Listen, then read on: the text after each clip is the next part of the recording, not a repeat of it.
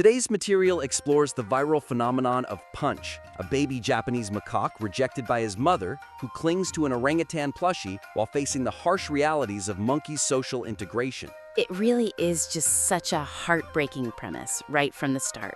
The material creates a compelling emotional hook, but occasionally struggles to balance the public's heavy anthropomorphism with the crucial scientific realities of primate behavior. Yeah, that tension is, it is so palpable on the page. You read the first few paragraphs, and you are immediately hit with this massive wave of internet outrage. Oh, absolutely. Like, you literally have Reddit users declaring they will ride at dawn to rescue Punch from being, in their words, assaulted by the older monkeys in the enclosure. And the reader feels that protective anger instantly. It's visceral. Right.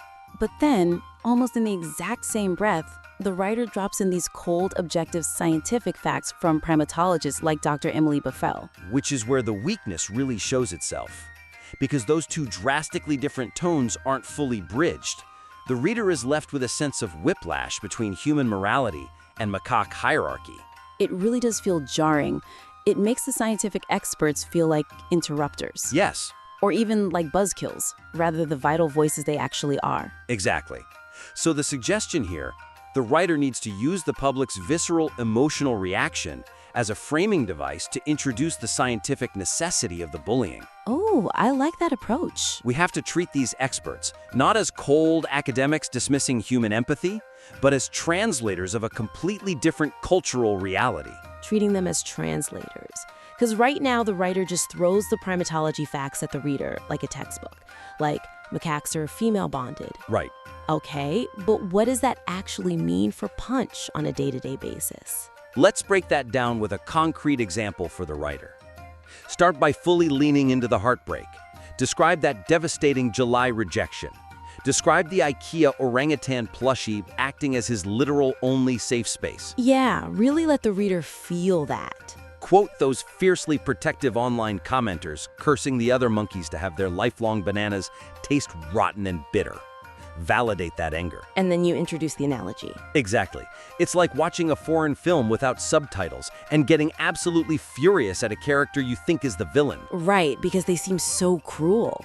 Only to have a translator step in, pause the film, and explain that this character is actually the hero's mentor. Wow, that completely changes the framing. Use Dr. Bethel and Professor Sechel's insights right there. Explain that macaque society is female bonded, and as a male, Punch must learn these harsh hierarchical rules to survive. Because he has no social safety net without his mother? None. Point out the tragic irony that human intervention, the exact thing the internet desperately wants, would permanently stunt his ability to ever be a real monkey. That is such a devastating irony. Is there a risk, though, that by focusing solely on our human heartbreak, the narrative overlooks the incredible resilience Punch is actually showing as a wild animal? That is the exact tension the writer has to synthesize. The zoo states no single monkey has shown serious aggression, but the internet sees an assault. It's all about how we project our own feelings onto him. Which transitions us perfectly. Building directly from the human tendency to project our own morality onto Punch, we must examine what this intense psychological projection reveals about the audience itself. This part of the piece was so interesting to me. The exploration of human psychology through the lens of Punch's story is fascinating, yet the analysis of selective empathy stops short of delivering a profound, broader takeaway for the reader. Yeah, I felt that weakness so acutely when reading the section with psychologist Daniel Haig.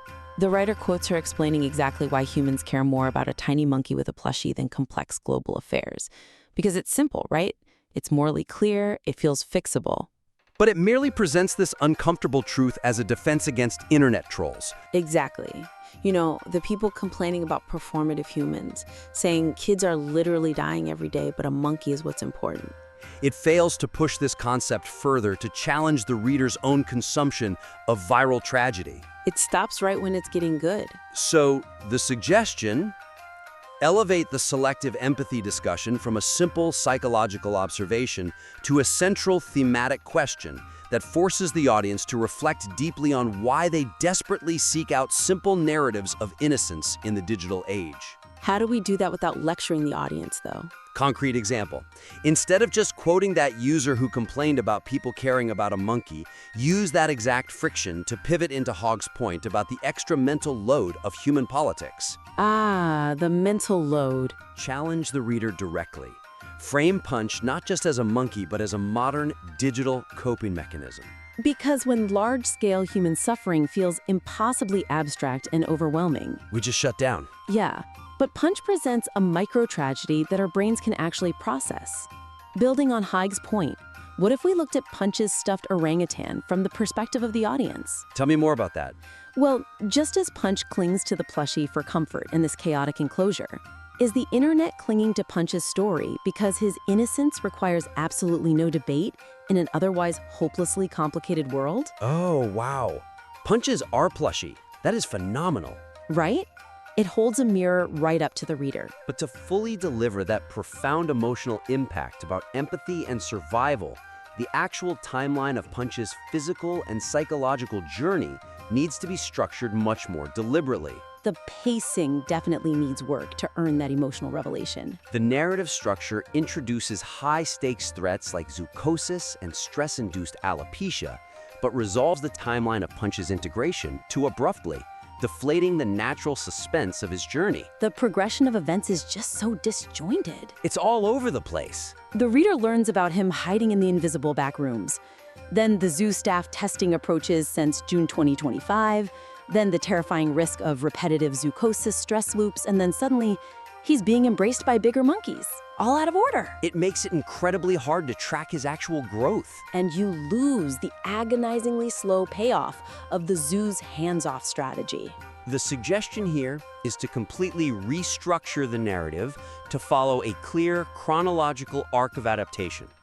Use the zoo's specific interventions and the physical toll on the troupe as escalating stakes that make the final resolution feel earned and deeply moving. Let's give the writer a concrete structure for this. How about a 3-act approach? Yes. Act 1, the trauma. Okay. You start with the inexperienced mother.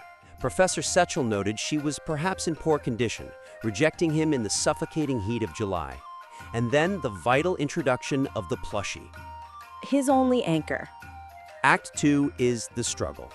This is the attempt to integrate. Introduce the concept of zoosis here.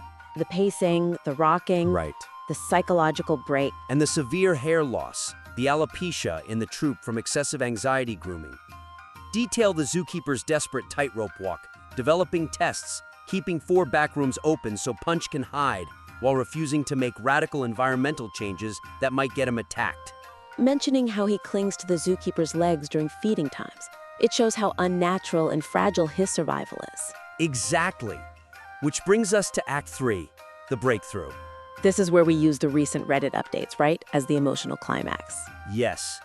Show the chronological transition from him running in absolute terror from attackers to the heartening moments of him finally making tiny monkey friends, being groomed, and finding protection from adult monkeys. By structuring it this way, you create a classic protagonist journey. By withholding the happy ending until the physical toll of the integration is fully established, the eventual image of him being embraced by his own kind hits with maximum television-style emotional resonance. It really makes you feel the weight of his survival. It truly does. To quickly recap what we've covered today. First, the writer needs to balance the internet's anthropomorphic outrage with the harsh realities of primate science. Using the public's emotional reaction as a framing device to translate those realities. Second, pushing the selective empathy theme to hold the mirror up to the reader. Turning the psychologist's quotes into a broader commentary on digital coping mechanisms, the idea of Punch as our collective security blanket. And finally, rearranging the timeline into a high-stakes, chronological protagonist journey. Structuring the alopecia and zoochosis threats as escalating stakes before that final, heartwarming resolution. It's all about making that final moment feel earned. We fiercely encourage the writer to revise based on these notes and submit the work back in for another critique. There is something profoundly special here, and we cannot wait to see where it goes next.